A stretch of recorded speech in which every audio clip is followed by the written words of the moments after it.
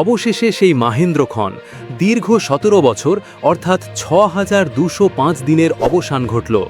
সব জল্পনা কল্পনার অবসান ঘটিয়ে আজ বাংলাদেশের মাটিতে পা রাখলেন বিএনপির ভারপ্রাপ্ত চেয়ারম্যান তারেক রহমান।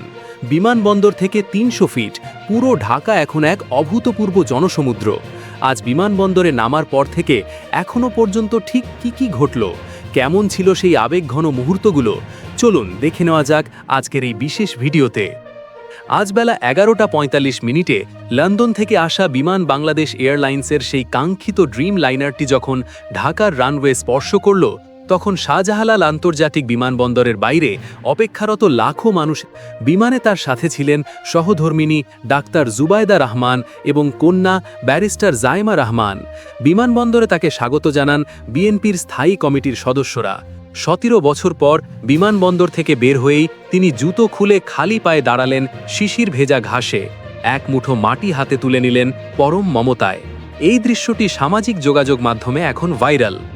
বিমানবন্দর থেকে কড়া নিরাপত্তায় তারেক রহমান সরাসরি রওনা হন ৩০০ ফিট সড়কের বিশাল সংবর্ধনা মঞ্চের দিকে। সেখানে কয়েক কিলোমিটার এলাকা জুড়ে যেন তিল ধারণের জায়গা নেই। ৯০০টি মাইক এবং শত শত ডিজিটাল স্ক্রিনে ভেসে উঠছে তার ছবি। বিকেল ৩:৫০ দিকে রাজধানীর পূর্বাচলে গণসংবর্ধনার মঞ্চে উপস্থিত হন। মঞ্চে উঠে তিনি যখন হাত নাড়লেন, তখন জনতার গর্জন যেন ঢাকার আকাশ কাঁপিয়ে দিচ্ছিল। জুলাই বিপ্লবের শহীদ পরিবার এবং আহত যোদ্ধাদের পাশে নিয়ে তিনি যে বক্তব্য দিয়েছেন, তা দেশের রাজনীতিতে এক নতুন বার্তা দিচ্ছে।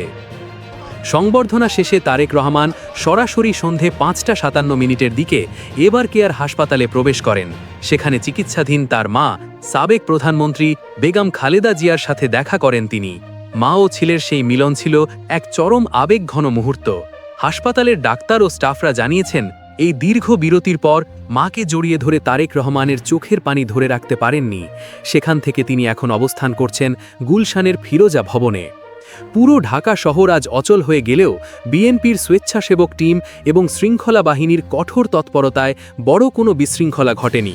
বুলেট প্রুফ গাড়ি এবং কয়েক স্তরের নিরাপত্তা বলয়ে তারেক রহমানকে পুরোটা সময় পাহারা দিয়ে রাখা হয়েছে।